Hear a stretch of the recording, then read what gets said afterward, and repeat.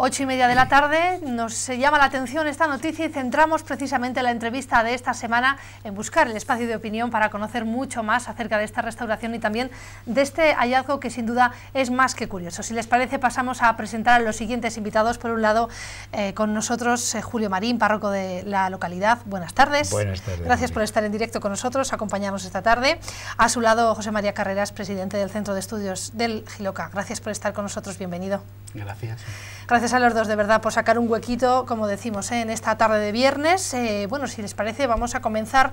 Si os parece, os tuteo, os hago parte, ¿no? De esta casa. Pues, habéis estado más veces los dos. Y, pues bueno, vamos a explicarle un poco a los telespectadores qué es lo que ocurre con el baldaquino de la iglesia, ¿no? ¿Cómo os dais cuenta, bueno, que parece que no está encajando bien? Julio, si te parece. Es estas cosas que ocurren, pues que un día viene uno y otro día viene otro y hablas y miras y tal, y de buenas a primeras un día alguien te dice, aquello está donde tenía que estar. ¿El qué? Ese ángel, mira, ese ángel que encima de la columna está de aquí. No, aquella no está. Y empiezas a mirar y ahí va, pues es verdad, eso no está en su sitio, algo se ha movido. Y a partir de ahí ya, pues vas siguiendo un poco el hilo, ya cada vez que entras, miras. Y poco a poco vas viendo que pues, algo está pasando, porque primero se ha desplazado uno y luego ves que se está desplazando el otro también.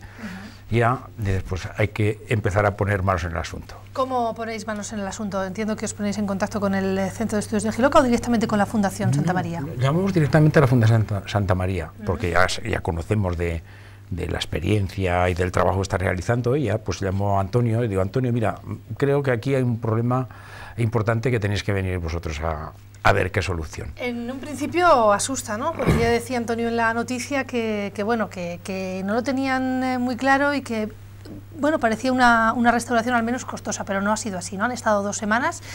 ¿Y qué es un poco lo que han desarrollado? Pues lo que han desarrollado ha sido volver a poner a su sitio todo lo que se había desplazado.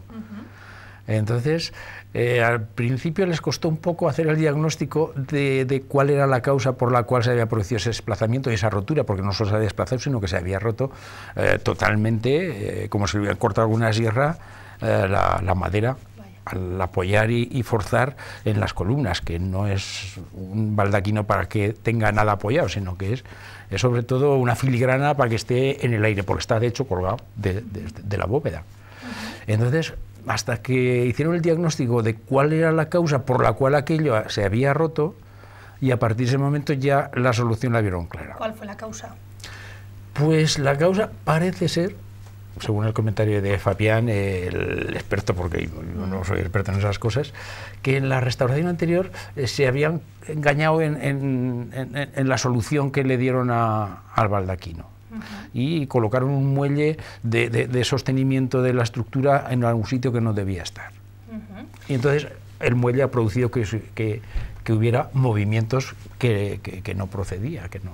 Después, si os parece, hablamos de cómo ha quedado ese baldaquino, pero, oye, la noticia, pues curiosa, simpática, agradable y además yo creo que la que también tienen que saber todos los telespectadores, ¿no? Llega un momento en el que aparece una cajita.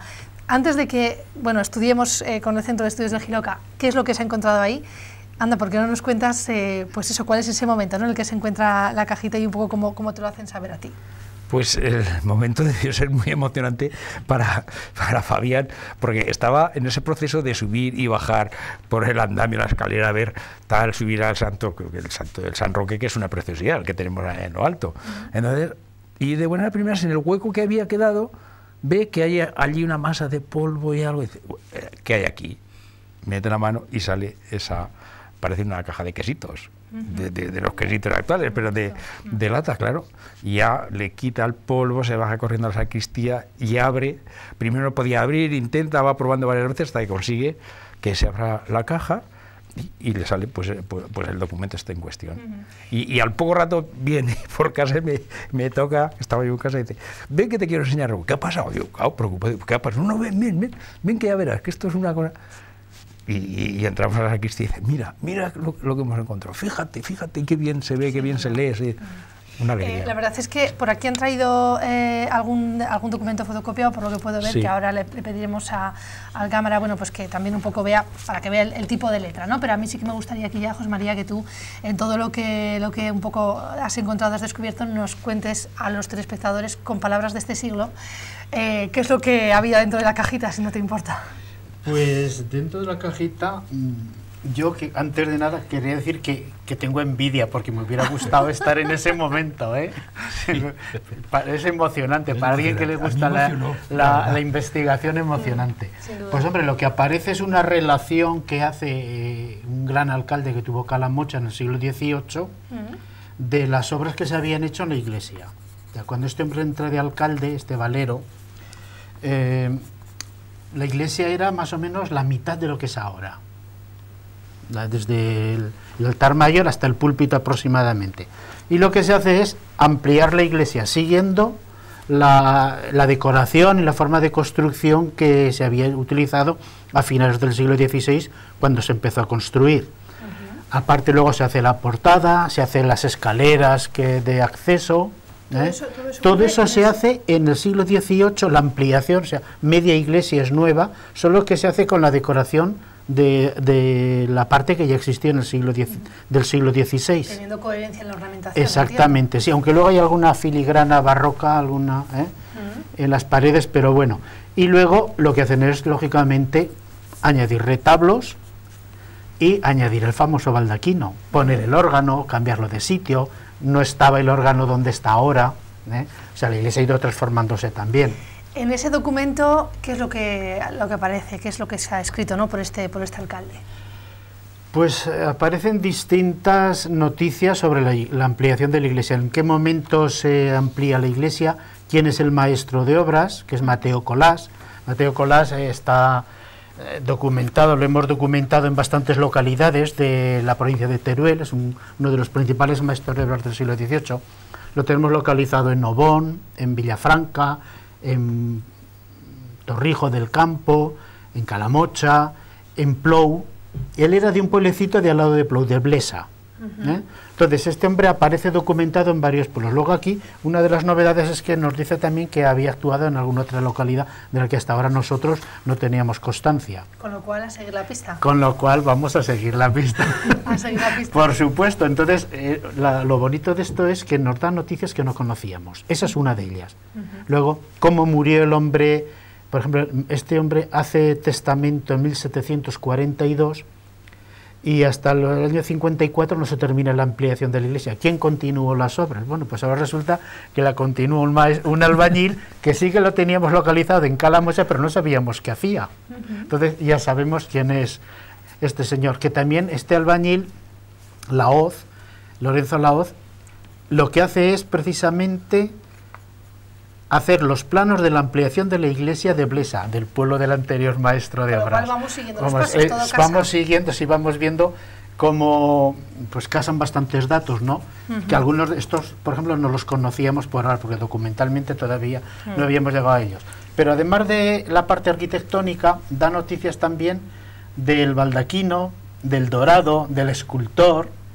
Todas esas noticias, algunas de ellas las conocíamos, por ejemplo, que Francisco Navarro había hecho el baldaquino, ya está documentado, está publicado la capitulación, que está en el archivo parroquial. Pero luego, por ejemplo, otros retablos colaterales, la decoración en estuco que hay en las puertas de la sacristía y la actual de subida al coro, o sea, a la iglesia, perdón, a la torre, no, a la torre. Pues esa no sabíamos quién la había hecho. Sí que teníamos localizado, aquí aparece Marco Gutiérrez, aparece localizado como escultor que hizo esa decoración, que lo teníamos localizado ya en Calamocha y en la comarca, pero no sabíamos qué estaba haciendo. O sea, van casando una serie de elementos interesantes. Me gustaría, conforme estás explicando esto, le voy a pedir al realizador que saque también, si es posible, para que puedan leer un poco la letra, o al menos ver, vamos, que la letra es muy legible, que se explica muy bien. José María, este tipo de letras, a ver, ya sé que no eres grafólogo, está claro, pero también, pues bueno, redactadas, además de forma recta, con una caligrafía estupenda. ¿Esto dice algo de la persona que era el alcalde en ese momento? Yo no sé si realmente todo lo redactó él. Mira, ahora lo estamos viendo en pantalla. No sé si todo lo redactó él. Es posible que sí, que un grafólogo pueda decir algo.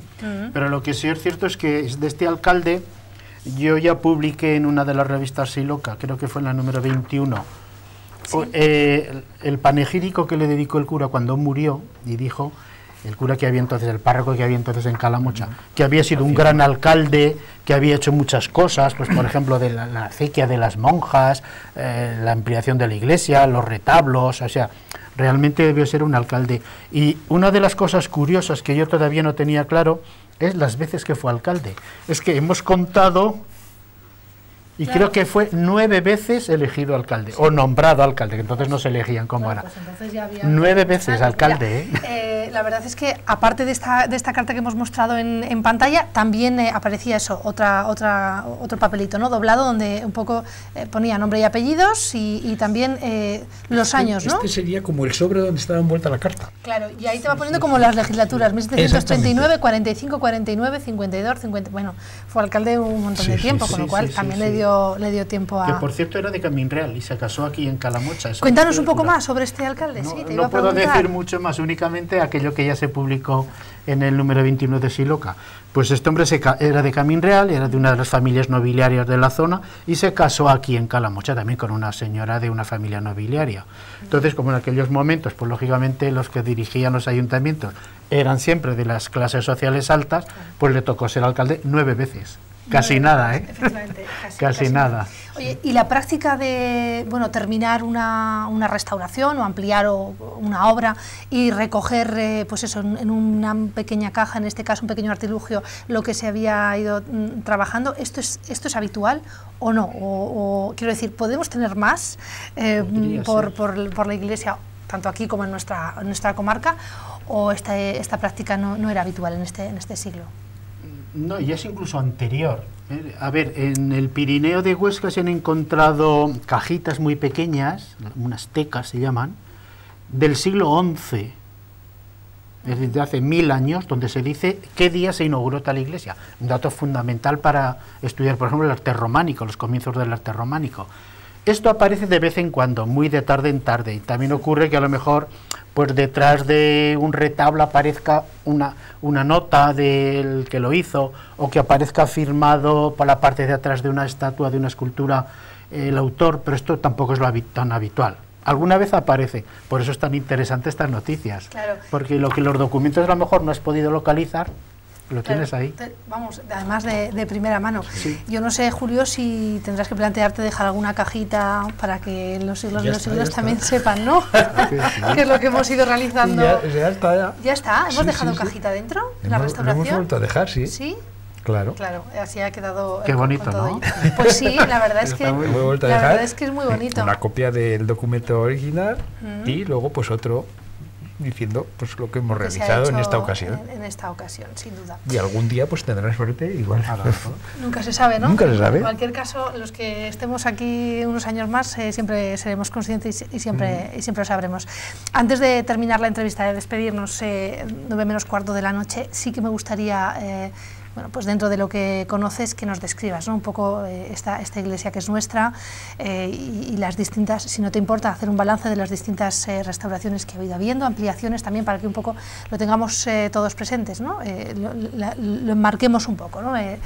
Nuestra iglesia, Santa María la Mayor. A ver, en cuanto a la formación de la iglesia, lo más antiguo es la torre, que era una torre defensiva, que luego se adaptó para, digamos, el presbiterio de la iglesia.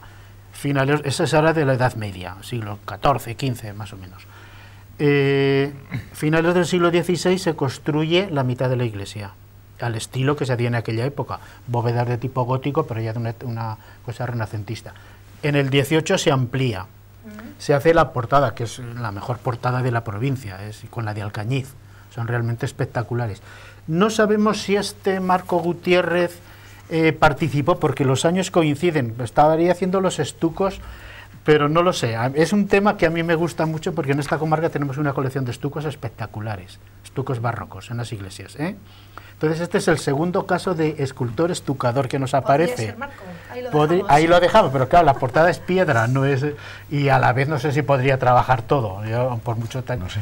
Este hombre es miembro de una familia de pintores doradores de origen en Lechago, que también están en Teruel. Tenemos documentados 4 o 5 ya. O sea que la documentación poco a poco va saliendo. Entonces, luego ya cuando se hace la ampliación de la iglesia, lo que se hace es rebajar como mínimo 1 metro el suelo. La pusieron muy alta por aquello de las humedades, pero como este alcalde desvió también la acequia que pasa por el convento de las monjas, pues las humedades descendieron. Hicieron también que aquí lo nombra el documento, la escalera de acceso, ¿no? Siempre queda un poquito en alto, para hacer una portada principal, que antes no estaba esa puerta principal, estaría en un lateral, que todavía se nota en las dos partes, en la parte que da a la plaza y en la parte que da... En la parte que da al cementerio, que también hace la entrada al cementerio, según dice, allí se nota más la puerta, porque está el arco que sobresale de la pared. Sí. Entonces, claro, ya en el siglo XVIII en las iglesias lo que hacen es hacer la puerta en la fachada occidental, la fachada que ahora llamamos la principal. Incluso en algún pueblo como Entornos hubo un conflicto de años, porque unos querían que la puerta siguiera donde tradicionalmente estaba, a la salida del cementerio, y otros que no, el arzobispo de Zaragoza, que de ninguna manera, que había que hacer la entrada. Entonces, y luego las restauraciones, pues bueno, se ha limpiado, se ha pintado, se ha hecho con muy buen gusto. Pues yo que sé, realmente es una iglesia de las que cuando entras te sientes a gusto. Y luego hay detalles muy bonitos, ¿eh? Hay una evolución de los retablos muy interesantes del siglo XVI hasta el siglo XIX. Los comentarios de Fabián, el restaurador, eran muy buenos. Hay una variedad de retablos muy diferentes, pero todos tienen calidad y tienen un gusto exquisito.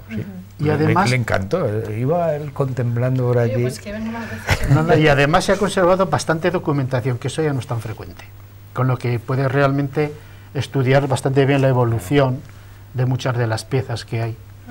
Hombre, sin duda, esto es una maravilla. Es una maravilla, además es una noticia muy agradable, ¿no? Que es muy bonito encontrarla aquí. Los libros parroquiales desde que lo decretó el Concilio de Trento en 1540 y pico. Entonces, pues están ahí. Ahí sí, tenemos mucha documentación. Claro, está bien cuidada la iglesia, ¿no? Sí, yo creo que sí. ¿Cómo te voy a decir que no? Por eso pregunto. Claro. Cuando entras se nota que está limpia, que está bien cuidada, que está todo muy bien organizado, que está... Sí. Bueno, pues nos quedamos yo creo que con esta información, sobre todo eso, ¿no? Decirles también a los telespectadores que la cajita ha vuelto a su lugar, además con una nota añadida de nuestro siglo, ¿no? Así que para futuros estudiantes y estudiadores de la historia, ahí quedará. Como dice aquí, para memoria de los siglos. Eso es. Efectivamente, para memoria de los siglos. Gracias de verdad a los dos por estar con nosotros. Hablaríamos un poquito más, sobre todo José María, sí que podríamos preguntarte también, que bueno, te vamos a preguntar, aprovechando que estamos aquí, ya después despedimos la entrevista, pero bueno, pues por ese anteproyecto que está redactando el Centro de Estudios de Jiloca con pues el Museo del Jamón, ¿no? Una noticia que hemos conocido hace poco, cómo va, entiendo que ilusionados, ¿no? También, y pensando un poquito en todas las posibilidades. Sí, hemos estado viendo el edificio, que ya se creó hace 12 años para Museo del Jamón y todavía no se ha hecho. Entonces lo que estamos pensando ahora es qué cosas se van a colocar en cada una de las habitaciones, de las salas, de las plantas que tiene el edificio, la parte que se dedica al Museo del Jamón. Hemos hecho visitas a determinados museos del jamón de España para enterarnos un poquitín a ver cómo funcionan, no solamente la colocación de las piezas, el tipo de elementos que se pueden colocar, sino también ya no solamente la parte museográfica, sino también de funcionamiento.